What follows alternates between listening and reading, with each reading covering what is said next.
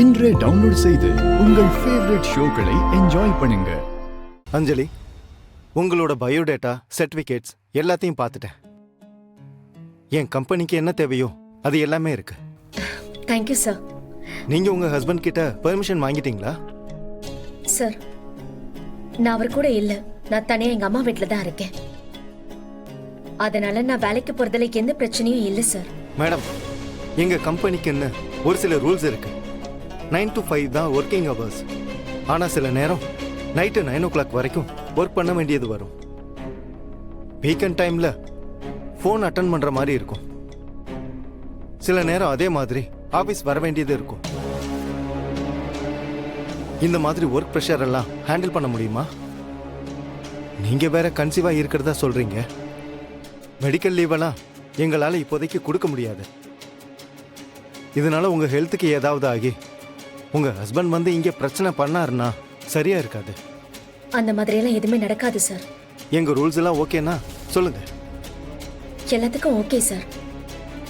நான் தனியா தான் இருக்கேன். நான் எல்லாத்தையும் மேனேஜ் பண்ணிப்பேன் சார். எனக்கு வேலை மட்டும்தான் வேணும் sir. Are you sure? I am sure sir. Okay Anjali, you can leave now. கம்பெனில இருந்து கால் வரும். Thank you sir. அஞ்சலி,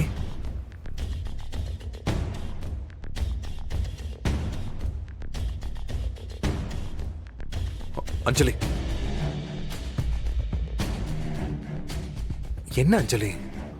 உன் மேல ஒரு துரும்பு கூட படக்கூடாதுன்னு உன்னை பார்த்து பார்த்து கவனிச்சுக்கிட்டு இருக்கேன். கோர்ட்ல கேஸ் போட்டு உன்னோட ஹெல்த்துக்கும் நம்ம குழந்தையோட ஹெல்த்துக்கும் எந்த பிரச்சனையும் வராம நான் பார்த்துக்கிட்டு இருக்கேன். ஆனா நீ என்னடான்னா வேலைக்கு போறேன்னு உன்னை நீயே கஷ்டப்படுத்திக்கிற. அஞ்சலி, உனக்கு என்ன பணம் தானே வேணும்? எவ்வளவு வேணும்? நான் கொடுக்கறேன். என்கிட்ட இல்லாத பணமா? சொல்ல அஞ்சலி. ஏய், இங்க பாரு. உன் பணம், சொத்து, வசதி எதுவுமே எனக்கு வேண்டாம். என்கிட்ட படிப்பு இருக்கு. என் சொந்த கால்ல என்னால நிக்க முடியும்.